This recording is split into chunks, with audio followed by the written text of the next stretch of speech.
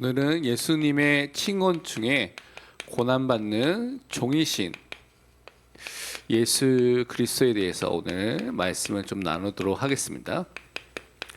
이사야서 53장 3절에서 6절 말씀을 우리 함께 다 같이 합독하도록 하겠습니다.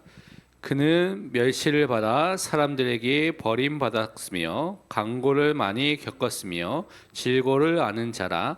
마치 사람들이 그에게서 얼굴을 가리는 것 같이 멸시를 당하였고 우리도 그를 귀히 여기지 아니하였도다. 그는 실로 우리의 질고를 지고 우리의 슬픔을 당하였거늘 우리는 생각하기를 그는 징벌을 받아 하나님께 맞으며 고난을 당한다 하였노라. 그가 찔림은 우리의 허물 때문이요 그가 상함은 우리의 죄악 때문이라. 그가 징계를 받음으로 우리는 평화를 누리고 그가 채찍에 맞음으로 우리는 나음을 받았도다. 우리는 다 양 같아서 그릇 행하여 각기 제 길로 갔거늘 여호와께서는 우리 모두의 죄악을 그에게 담당시키셨도다. 아멘. 오늘 예수님의 칭호 중에 6번째로 고난받는 종이신 예수 그리스도에 대한 부분을 좀 말씀을 통해서 확인하게 되겠습니다. 많은 사람들은 예수님은 어떤 승리자, 그래서 신적 이름, 하나님이라는 것과 관련된 이름, 호칭에 대한 부분들을 중점적으로 다루고 이제 거기에 대한 초점을 맞추는 경우가 많이 있는데, 사실은 이 고난받는 종이로 오신 예수님은 우리를 대신해서 그 자리에서 고통과 죽으심을 당하신 분이라는 것을 설명해 주기 때문에 너무나 중요한 호칭입니다. 그래서 이사야서에 특별히 이 네 개의 고난받는 종에 대한 예언이 나와 있는데요. 42장, 49장, 50장, 그 52장부터 53장에 나와 있는데, 오늘은 고난받는 종에 대한 그 내용 중에 네 번째 시인 이사야서 52장부터 53장에 있는 내용을 좀 중심으로 좀 살펴볼 텐데요. 이 네 번째 노래를 신약 성경에서는 직접 인용을 7번 하기도 하고요. 간접적으로 인용하거나 암시했던 것들이 34회나 있다고 합니다. 그러니까 약 40번 가량이 이 고난받는 종에 대해서 또한 그것과 연결해서 예수님이 하셨던 사역을 우리에게 설명하는 일들을 했다는 것이죠. 그러니까 예수 그리스도께서 십자가에서 순환받고 고난받는 것에 대해서 예언이 나와 있고 거기에 대한 성취로서 그것을 기록하고 있는 것들을 많이 볼 수가 있습니다. 근데 이 고난받는 종으로 오신 예수님은 분명히 성경 읽어보니까요, 이제 이사야서 읽어보면 높아지심과 낮아지심, 높아지심을 승기라 하고 낮아지심을 비하라는 단어 한자로 쓰기도 하는데요. 이사야서 52장 13절에 보면 이 종이 영광스러운 모습으로 오셨다는 것을 말하고 있습니다. 그래서 13절에 보면 보라 내 종이 형통하느니 받들어 높이 들려서 지극히 존귀하게 되리라. 그러니까 존귀하신 분이다라고 말하고 있죠. 근데 그분이 이 땅에 오셔서 고난을 받는 것을 통하여서 질고와 채찍질에 맞고 많은 것들을 낮아지신 것을 말씀하고 있고요. 나중에 또한 이분이 높아지심에 대한 것들을 또한 말하고 있습니다. 12절에 53장 12절에 보면 그러므로 내가 그에게 존귀한 자와 함께 목을 받게 하며 강한 자와 함께 탈취할 것을 나누게 하리니 라고 이렇게 쭉 말씀하면서 이렇게 그가 높아지심에 대한 것을 설명하고 있죠. 그러니까 이것은 성자 하나님 되신 예수님, 그러니까 성자 하나님 되신 분이라는 것은 가장 높으신 분이죠. 근데 그분이 성신을 통하여서 낮아지셨습니다. 그래서 십자가에 죽으시고 가장 낮은 자리까지 임하셨다가 또한 부활을 통하여서 이제는 존귀하게 되는, 승귀하게 되는, 높아지시게 되는 그 은혜가 임한 것을 사실은 이미 고난받는 종이라는 이야기를 통하여서 우리에게 이미 예언하고 설명하고 있는 것이죠. 그러면 우리가 본론에서 이제 살펴보면 성경은 분명히 고난받는 종에 대한 예언을 하고 있는데, 우리는 이 분이 누구냐, 바로 우리가 믿고 있는 예수 그리스도다라고 우리는 고백하고 믿고 있습니다. 그래서 예수님이 우리는 고난받는 종으로 이 땅에 오셨다라는 사실을 오늘도 우리는 믿고 고백하는 것이죠. 히브리서 5장 7절에 보면 이렇게 히브리서 기자는 기록하고 있습니다. 그는 예수 그리스도는 육체에 계실 때에 자기를 죽음에서 능히 구원하신 이에게 심한 통곡과 눈물로 간구와 소원을 올렸고 그의 경건하심으로 말미암아 들으심을 얻었느니라. 나중에도 다시 말씀드리겠지만 이제 십자가의 고통, 십자가에서 하나님께 버림받는 것들, 그것을 인하여서 너무나 이것이 큰 것이기 때문에 심한 통곡과 눈물로 간구와 소원을 하나님께 기도했다고 말하고 있는 것이죠. 그래서 그가 모든 고난을 십자가에서 다 담당하셔야 했기 때문에 그걸 놓고 하나님께 간절히 또한 기도했던 것들을 우리는 살펴볼 수가 있습니다. 그러면서 이사야서 특별히 53장에서 말했던 많은 예언의 내용들이 어디에서 성취가 됐냐면 우리는 예수 그리스도의 십자가에서 이 모든 것들이 또한 성취된 것을 확인해 볼 수가 있습니다. 지금 우리가 이제 리딩 지저스를 통하여서 마태복음, 마가복음, 이제 이번 주가 누가복음이죠. 여러분 이제 읽으면 읽을수록 예수님께서 이렇게 우리를 대신해서 고통과 고난을 당하셨구나, 십자가에 죽으셨구나라는 것을 확인해 볼 수가 있는데 예수님은 배신도 당하시고요, 거절도 당하시고요, 또한 버려지시기도 하시고요, 침에 맞고 채찍에 맞고 모욕을 당하셨는데 그대로 성취되는 것을 우리는 말씀 통해서 확인하고 있습니다. 십자가에 죽으셨을 때 이것이 다 이루어졌구나. 우리 대신에 내가 받아야 될 그 모욕, 내가 받아야 될 그 침뱉음, 내가 받아야 될 그 채찍질을 누가 다 담당하셨습니까? 예수께서 십자가에서 나를 대신에 다 담당하셨다는 것에 우리는 항상 감사해야 되겠습니다. 그래서 예수님께서 이 십자가를 통하여서 우리의 모든 죄를 담당하시고 죄 때문에 받아야 될 저주와 재앙과 진노, 너무나 많은 죄의 결과로서 오게 되는 것들을 다 담당해 주셨습니다. 그래서 대속이라는 단어를 쓰죠. 우리 대신에 속죄의 죽음을 죽으신 것은 대속이라는 단어를 쓰게 되는데요, 내가 있어야 될 그 자리, 다른 말로 내가 십자가에서 못 박혀야 될 그 흉악한 죄인이었는데 예수님이 나를 대신해서 그 십자가에서 죽으셨다는 것입니다. 그래서 갈라디아서 3장 13절은 우리에게 이렇게 이 부분을 설명하고 있습니다. 그리스도께서 우리를 위하여 저주를 받은 바 되사 율법의 저주에서 우리를 속량하셨으니 기록된 바 나무에 달린 자마다 저주 아래 있는 자라 하였습니다. 예수님께서 십자가에 왜 달려 죽으셔야 되겠습니까? 로마의 처형 방법이 수십 가지인데요. 사자에게 던질 수도 있고요, 목이 잘릴 수도 있고요, 여러 가지 방법이 너무 많은데 왜 하필이면 십자가형에 죽으셔야 되겠습니까? 나무에 달린 자마다 저주 아래 있는 자라는 이 말씀을 성취하기 위해서 나무 십자가에 죽으신 것입니다. 그럼 왜 이 나무 십자가를 통해서 무엇을 담당하셨냐? 우리를 위해서 저주를 다 받은 바 되셨다고 말하고 있습니다. 그래서 예수 그리스도를 믿는 자는 이제는 저주가 끝나게 된 것입니다. 근데 아직도 여러분 생각 속에 가문의 저주, 대물림의 저주 생각하면 여러분 잘못 생각하고 있는 것입니다. 끝난 것입니다. 나에게 있는 문제는 또 다른, 그것을 통한 고난은 또 다른 하나님의 계획이 있는 것이지 저주가 아닙니다. 그것을 여러분 구별할 수 있어야 됩니다. 왜냐? 예수님께서 우리를 위하여 저주를 받은 바 되셨다고 하는데 아직도 내가 저주 아래 있다는 것은 여러분 예수 그리스도의 대속을 믿지 않는 것입니다. 그리스도께서 나를 위해서 십자가에서 다 이루었다고 말했는데 그거 안 믿는 것입니다. 내가 그래도 저주가 계속 있어요. 그리스도께서 저주를 다 끝냈고 담당하셨다는데 저주가 계속 있어요.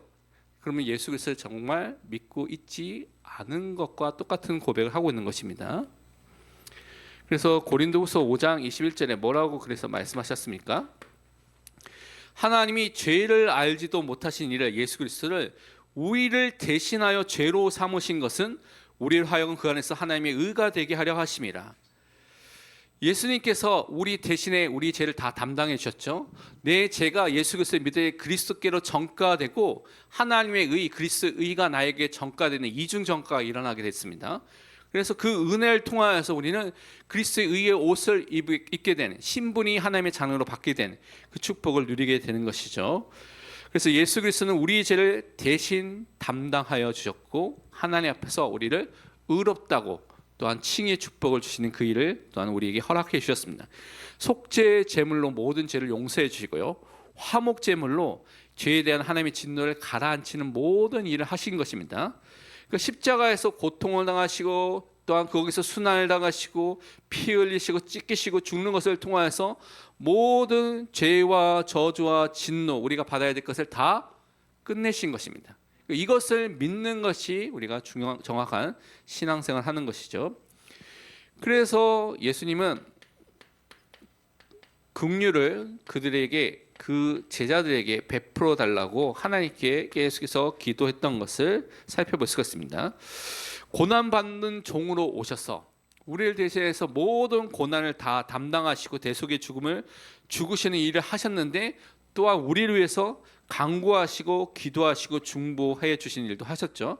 그래서 요한복음 17장 11절에 보니까 이렇게 말하고 있습니다. 나는 세상에 더 있지 아니하오나 그들은 세상에 있사옵고 나는 아버지께로 가옵나니 거룩하신 아버지여 내게 주신 아버지의 이름으로 그들을 보전하사 우리와 같이 그들도 하나가 되게 하옵소서.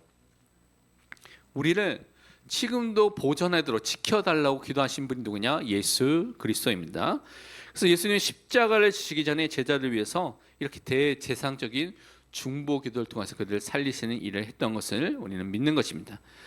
그런데 예수님께서 고난받는 종으로 왔다는 의미는 무엇을 강조하고 있는 표현 중에 하나냐면 그분이 완전하고요. 그러면서 참된 인성, 사람됨이라는 것을 참된 인간이라는 것을 강조하고 있습니다. 그래서 예수님께서 완전하고 또한 참된 인간으로서 예수 그리스도가 우리를 대신해서 고난을 받으셨다라는 것을 말씀하고 있는 것이죠. 참된 하나님이시면서 참된 인간입니다. 그러니까 참된 하나님으로만 오시면 우리를 구원할 수가 없어요. 왜냐하면 우리가 지은 죄를 다 담당해야 되고요. 우리 대신에 생명을 주셔야 되는데 하나님은 그렇게 할 수가 없잖아요. 그렇죠? 그러니까 반드시 참된 인간을 오셔야지만 이것을 다 담당하실 수가 있는 것입니다. 그래서 죄가 없으신 분으로 오셨죠. 이 땅에 오셔서 그래서 순종하셨습니다. 어디까지 순종하셨습니까? 십자가에 죽기까지, 죽음에 이르기까지 순종하셨다고 성경은 말하고 있습니다. 우리가 잘 아는 빌립보서 2장 6절에서 8절의 말씀에 이렇게 말씀하고 있죠. 그는 근본 하나님의 본체시나 하나님과 동등됨을 취할 것을 여기지 아니하시고 오히려 자기를 비워 종의 형체를 가지사 사람들과 같이 되셨고 사람의 모양으로 나타나사 자기를 낮추시고 죽기까지 복종하셨으니 곧 십자가에 죽으심이라. 예수님이요 자발적으로 하나님의 말씀에 끝까지 순종하셨습니다. 형벌받는 거, 모욕받는 거, 멸시받는 거 이 모든 것들 다 참으시고 순종하셨죠. 얼마나 많은 사람이 비난하고 조롱했습니까? 네가 하나님의 아들이거든 십자가에서 내려오라. 네가 그리스도이거든 내려오라. 너를 구원하라. 얼마나 나 같으면 우리 같으면 자존심 상하면 그냥 한 번에 끝내버리겠다 이런 마음이 들 만한 얘기를 했는데도 불구하고 끝까지 순종하시고 참으셨죠. 왜냐?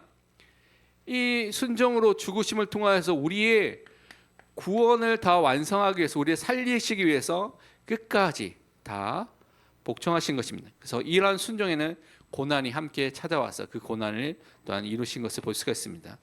그런데 예수님이 이제 완전한 사람인 것을 나타낸 것 중에 하나가 증거 중에 하나가 십자가를 앞두고 겟세마네 동산에서 기도하셨을 때 굉장하게 두려워하셨고요. 이 부분을 놓고 고민하신 부분을 성경은 말씀하고 있습니다. 예수님이 하나님이시니까 그냥 아무렇지도 않게 막 그냥 받으면 되지 않냐라고 여러분 생각할 수가 있는데 예수님이 참된 사람이기 때문에 죽음에 대한 그리고 하나님께 버려짐에 대한 것에 대한 두려움을 이렇게 표현하고 있습니다. 그래서 성경이 뭐라고 말하고 있습니까? 마가복음 14장 33절과 34절에 이렇게 말씀하고 있습니다.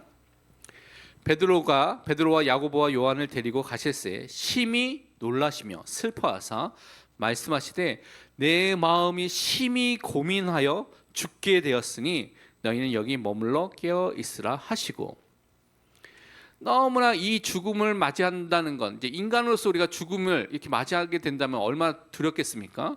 그런 마음을 지금 표현하고 있는 것이죠. 왜냐하면 이 죽음이 단순한 죽음이 아니라 우리의 모든 죄를 담당하시고요, 모든 고통을 다 담당하셔야 되고요. 그것뿐만 아니라 자기 영혼이 아버지 하나님의 진노에 의해서 버려지심을 당하게 되는 떨어지는 그런 끔찍한 상황들이 임하게 되기 때문에 그것을 보시고 심히 두려워하신 것입니다. 참된 사람인 것을 보여주신 장면이라고 볼 수가 있습니다. 그래서 앞으로 오게 될 십자가에서 고난, 멸시, 고통, 죽음을 앞두고 두려워하신 것은 예수님이 참된 사람이라는 것을 우리에게 보여주는 하나의 정확한 증거인 것입니다. 그래서 그분이 이렇게 사람이기 때문에 우리 대신에 이 모든 것을 다 담당하여서 우리 대신에 죽으시면서 우리를 구원해 주셨죠. 그래서 우리는 예수 그리스도가 가진 이 고난의 여러 가지 측면들을 통하여서 우리가 이제 그리스도의 고난을 통해서 우리가 구원받은 것 또한 살아나게 된 것을 살펴볼 수가 있는데, 예수 그리스도의 고난에는 어떤 정신적인 측면에서 고난받는 부분도 우리는 있다는 것을 살펴볼 수가 있습니다. 그러니까 십자가를 지시기 전에 너무 괴로워하고 고통스럽고 두려웠기 때문에 추운 저녁에 기도했음에도 불구하고 예수님의 몸에는 땀이 어떻게 됩니까? 핏방울처럼 이렇게 맺혔다고, 흘렀다고 이렇게 성경은 말씀하고 있습니다. 그만큼 고뇌하시고 두려워하시는 가운데 기도하신 것이죠. 왜냐, 우리가 담당해야 될 것들을 이것을 다 미리 고난을 통하여서 순환을 통해서 담당해 주신 것입니다. 또 예수님의 고난에는 무엇보다도 육체적인 것, 그가 채찍에 맞고요, 찢기심을 당하고요, 그것을 통하여서 굉장한 고난 속에 있었다는 것을 우리 너무나 잘 알고 있죠. 특별히 십자가형은 굉장히 사람을 잔인하게 죽이는 방법 중에 하나입니다. 그러니까 인간이 고안한 형벌 중에 그냥 빨리 죽일 수 있는 방법이 얼마나 많잖아요, 그렇죠? 근데 이 십자가형은 가장 야만적이고도 잔인하게 죽이는 방법 중에 하나입니다. 그래서 극도로 잔혹한 형벌이고 수치스러운 형벌이 다 옷을 벗기고요. 그래서 피가 조금씩 흘러가면서 뜨거운 그 팔레스타인 지역의 온도가 올라가면 40도 뭐 이렇게 넘어가고 올라가거든요. 뜨거운 뭐 체감 온도가 50도까지 넘어가는 그런 뜨거운 곳에서 대낮에 벌거벗은 상태에서 그게 피를 흘리시면서 죽게 되는 그런 상태죠. 그러니까 마취제로 사용할 만큼 쓸개탄 포도주를 통해서 그 고통을 조금씩 이렇게 먹이면서, 그러면서 견디기도 하면서 죽이게 하는 그런 일이죠. 그렇게 하기도 했죠. 그래서 극심한 고통을 또한 이렇게 격도로 한 그것을 통해 우리가 받아야 될 그 고통을 다 담당하신 것을 말하고 있습니다. 그러면서 예수님은 어떤 사회적인 모든 고통과 고난을 다 당하신 것을 말씀하고 있습니다. 버려지고요, 소외되고요, 비난받고 멸시받고 천대받는 것을 십자가에서 다 당하신 것이죠. 그래서 우리가 받아야 될 것들 다 받으신 것입니다. 3년 동안 키웠던 제자들도 어떻게 해요? 다 버리고 도망하게 되는 일도 있었고요. 그러면서 베드로 같은 경우는 3번 부인하는 일도 있었고, 그렇게 많은 어려움과 고통 속에서 또한 그것을 통해서 벌어지는 일들을 다 감당해 주신 것이죠. 그러니까 죄로 인해서 오게 되는 많은 정신적인, 육신적인 또한 사회적인 모든 것들을 다 담당해 주신 것입니다. 그래서 그것을 통해서 우리를 구원하신 일을 고난을 통해서 다 이루신 것이죠. 그렇기 때문에 우리 성도는 다른 것을 쫓아가는 것이 아니라 십자가 중심의 신앙생활, 십자가 신학, 십자가 신앙생활을 하는 것이 필요합니다. 많은 사람들은 기복주의, 번영주의, 잘 되는 것을 막 놓고 살아가는 사람 많이 있죠. 근데 우리는 그 기복주의와 번영 신학이 아니라, 번영 신앙이 아니라 고난받는 종 대신 예수를 따라가는 십자가 신학, 십자가 신앙, 믿음을 갖고 살아가야 되겠습니다. 그래서 고난받는 종을 따라가는, 우리가 역시 고난받는 종들로, 제자로 부르심을 받았습니다. 그래서 예수님께서 뭐라고 말씀하셨습니까?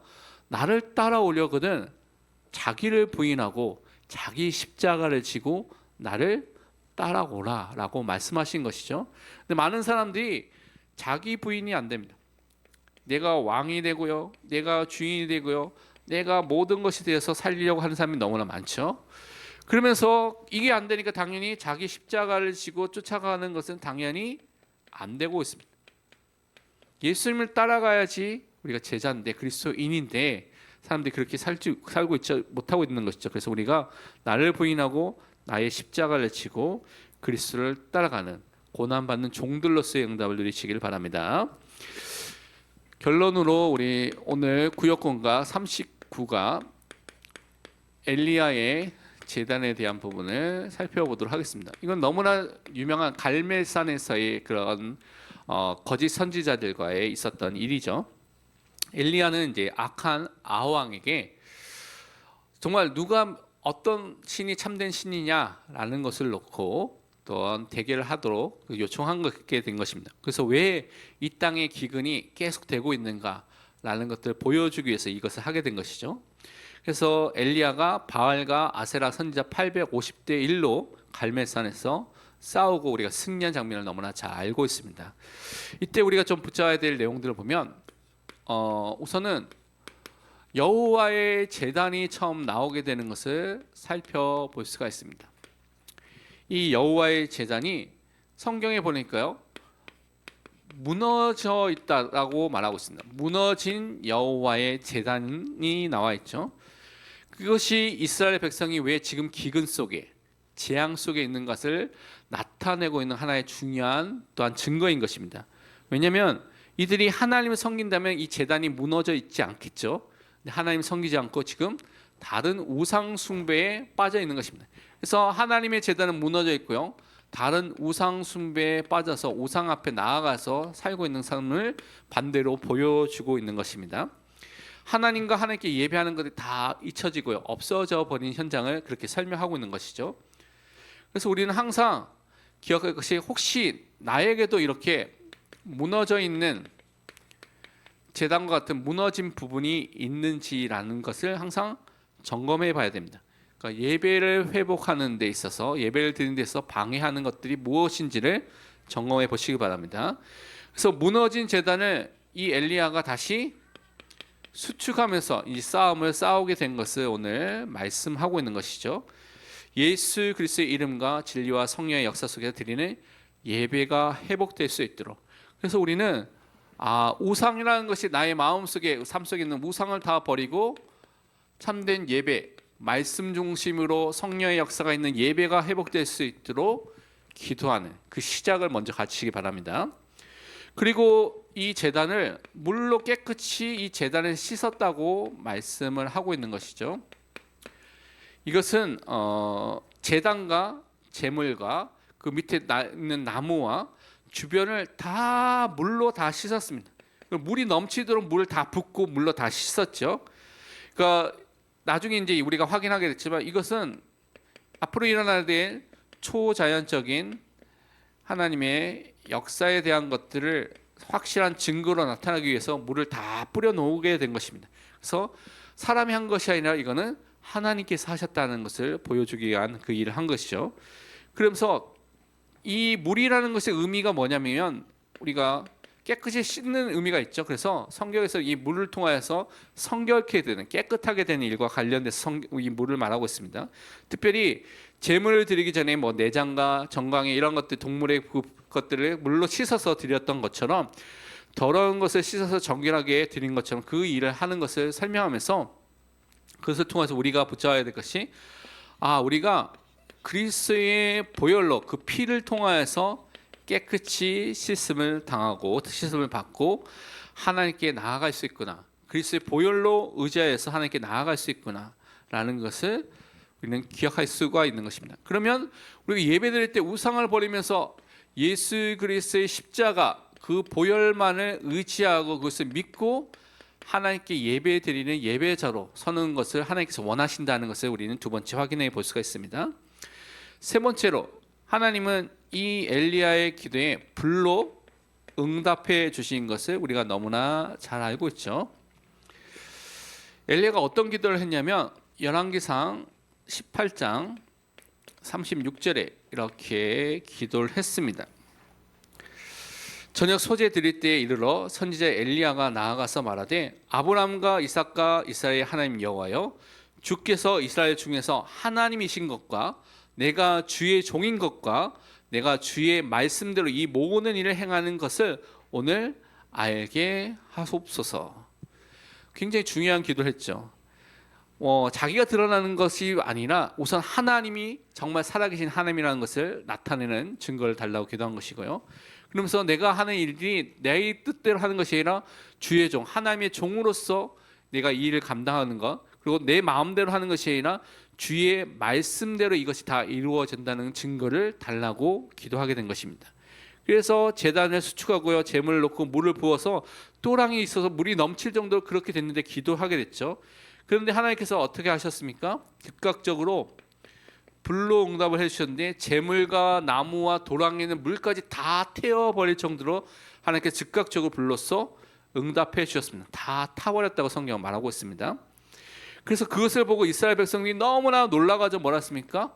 여호와 그는 하나님이시다 라고 고백하면서 하나님이 앞에 서게 되고요. 그때 그 다음에 또 850명의 선지자, 거짓 선지자들이 다 죽이게 되는 일이 일어나게 된 것이죠. 그래서 우리는 하나님의 이름만을 의지하고 단을 쌓고 하나님께 나아가는 것입니다. 그리고 하나님의 살아계심이 우리 현장에 나타날 수 있도록 신앙생활을 하는 것입니다. 그래서 하나님의 우리 삶을 통하여서 하나님의 역사와 기적이 나타날 수 있도록 우리 항상 기도해야 되겠습니다. 그래서 우리는 이 구역 공과를 통하여서 하나님께서 원하는 것이 우상을 버리고 무너진 예배를 회복하기를 원하구나. 우리 구역에, 우리 현장에, 우리 기관에 있는 모든 후대들과 성도들이 모든 우상을 버리고 예배하기를, 무너진 예배를 회복하기를 하나님이 원하시구나 라는 것을 붙잡으면 되고요. 다른 방법이 아니라 그리스도의 보혈, 그리스도의 십자가만을 붙잡고 그분을 믿고 회개하면서 하나님을 위해서 살아가는 그 방향 전환해서 믿음으로 사는 것을 하나님께서 원하시구나라는 것을 우리가 생각하면 되고요. 그러면서 어떻게 해야 되냐? 결국 우리 현장에 진짜 850과 같은 우리 힘으로는 이길 수 없는 숫자상으로도 1대 850을 싸울 수가 없잖아요. 그러니까 우리 힘으로는 불가능해요. 그때는 어떻게 해야 됩니까? 말씀 붙잡고 기도해야 됩니다. 기도하라는 것이죠. 기도할 때 그때 나의 정체성도 확인되고요. 내가 주의 종인 것이 확인되고요. 내가 하는 일이 말씀대로 이루어졌다는 하나님의 증거를 나의 삶 속에, 나의 현장에 주시도록 기도하시기 바랍니다. 분명히 하나님께서 응답해 주실 줄 믿습니다.